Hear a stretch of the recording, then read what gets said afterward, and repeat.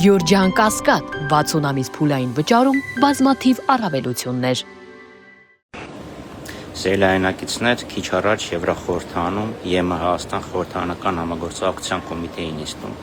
ելույթ եմ ունեցել եւ անդրադարձել Հայաստանում եւ Հայաստանի շուրջ տիրող իրավիճակին։ Մասնավորապես անդրադարձել եմ Նիկոլ Փաշինյանի կողմից Հայաստանի անկախության հռչակագրի, անկախության հանրաքվեի նսեմացման քաղաքականության։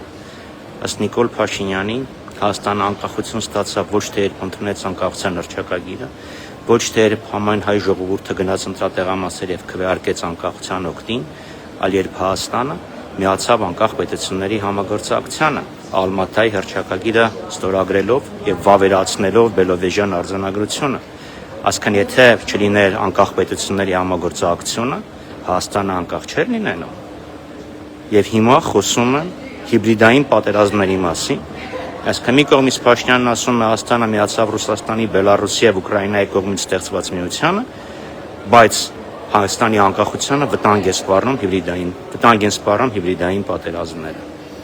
Մյուսը խոսել եմ թրիփի մասին։ Փաստերով, քարտեզներով ցույց եմ տվել,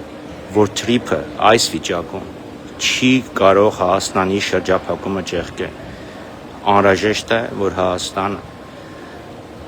երկաթգծային կապ ունենա արտաքին աշխարհի հետ, թե արևելյան ճանապարհով, այսինքն գործի Իջևան-Ղազախ ճանապարհը, եւ թե բացվի Հայաստան-Թուրքիա կապը։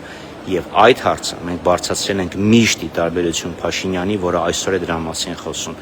Այդ հարցը պետք է լուծված լիներ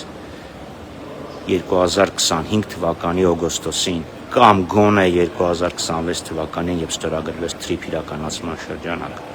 Կրկնում եմ, ռելսերը նույնիսկ եթե ոսկուց լինեն, Հայաստանի շրջափակումը այդ ճանապարհը չի ճեղքում։ Անկախ նրանից լավն է, թե լավը չի։ Խոսել եմ խաղաղության մասին։ Չի կարող լինել խաղաղություն, երբ օկուպացիոն զորքերը Հայաստանի Հանրապետության տարածքում են։ Լավագույն դեպքում մենք ունենք հրադադար, եւ որպիսի հրադադարը վերածվի իրական խաղաղության, արդար սկզբունքների վրա կերտված խաղաղությանը, մենք պետք է ջանքեր թափենք, պետք է ստիպենք Ադրբեջանին վերջացնի իր ծավալապաշտական ագրեսիվ քաղաքականությունը եւ պաշտպանենք հայկական շահերը։ Եվ վերջապես խոսել եմ արցախցիների վերադարձի իրավունքի մասին։ Եվրոպական խորհրդարանը բազմաթիվ բանաձև ունի, որոնցով պահանջում է ապահովել արցախցիների վերադարձի իրավունքը։ Եվ մարդու իրավունքների եվրոպական հանձնաժողովի հանձնակատարը այս տարի մի քանի շաբաթ առաջ եւս մեկ անգամ վերահաստատել է, որ արցախցիները վերադարձի իրավունք ունեն։ Իսկ այսօր Նիկոլ Փաշինյանը փորձում է արգելել մարդկանց վերադառնալ իրենց հայրենիք։ Եվ ցավոք սրտի մենք այս ամեն ինչը, այս քաղաքականության արձագանքը տեսնում ենք նաև Եվրոպական պարլամենտում։ Կփոխվի Նիկոլ Փաշինյանը, կփոխվի թե եվրոպական քաղաքականությունը, թե ամերիկյան քաղաքականությունը։